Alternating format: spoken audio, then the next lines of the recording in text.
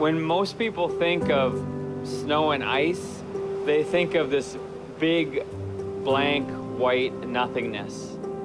But in reality, they couldn't be more wrong, because when you start to look at just the physical properties, you start to see all the intricacies and all these unique forms in which ice has.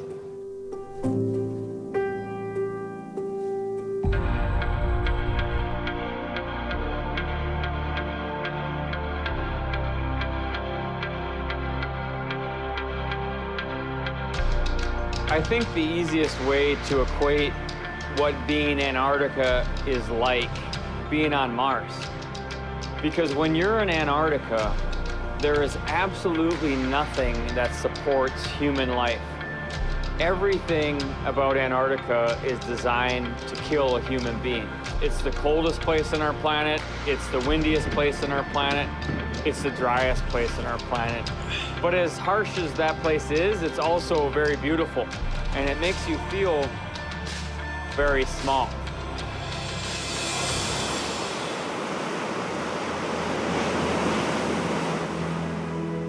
We are currently on the Ocean Diamond, a ship that's traveling across the Drake Passage. The Drake is some of the roughest ocean in the world, and we are pretty lucky because we've actually had fairly calm and smooth sailing with a tailwind and just a rolling, following sea.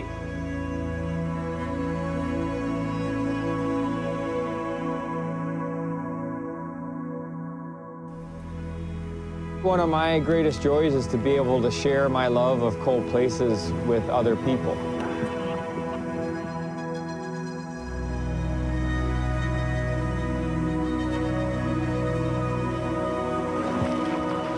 The reactions of everybody else on board are contagious. You'll find you don't say anything to the person standing next to you, just look at them with a smile on your face, and you can see that they understand. It's so different and visually and emotionally spectacular.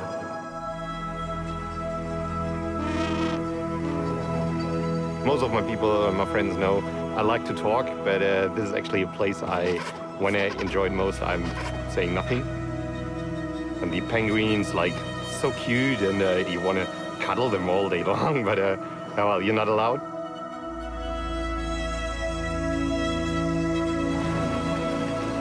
Essentially, people have to come down here and bear witness to that. It is a place that has to be experienced. Just the sheer scale of it, the fragility of it, and just the biomass of the animals. And we want our passion as guides to become infectious. Mi niña Antonia nació en Colombia hace algunos días. Y estando aquí uno piensa en el futuro de nuestros hijos, de los hijos de las demás personas. You see somewhere like this where everybody tries really hard to make sure that we don't drop a single piece of paper, there's no litter left behind. And I think if we can all take that spirit home to wherever we come from. It's totally different from where I'm coming from, Malaysia. It's cold out here, and it's amazing to see the iceberg full of different colors due to the algae. Some of the ice is so blue, it's so vivid.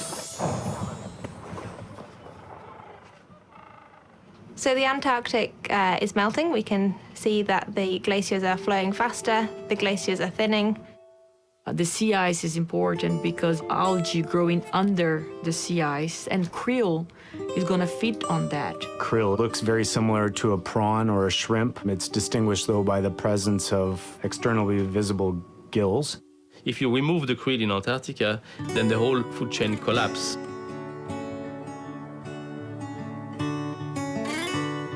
Just the other day, it was 18.3 degrees Celsius, the hottest temperature ever recorded in Antarctica.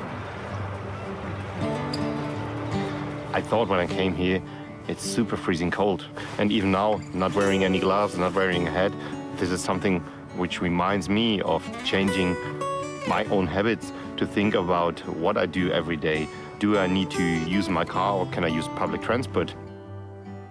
Antarctica is kind of like the thermostat of the planet, and that ice is a really important regulatory feature of a healthy climate. In my 11 years of experience, I've never seen as many kelp as we did on this trip. A kelp is a small, barrel-shaped, gelatinous tunicate.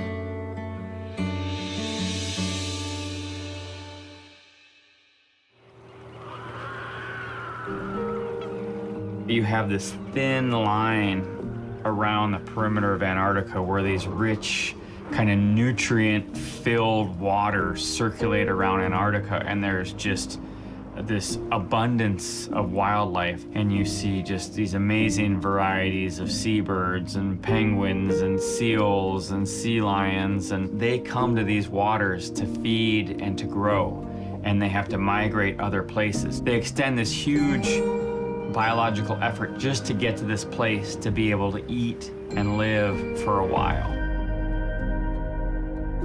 One of the unique aspects of Antarctica is that it seems timeless. And when you look out at these glaciers, they have been there for millennia. This land is pristine, it exists almost since time began. And it seems so removed from everything else, but that's where all the lines of longitude meet up. And so ironically, that's the one place that connects us all.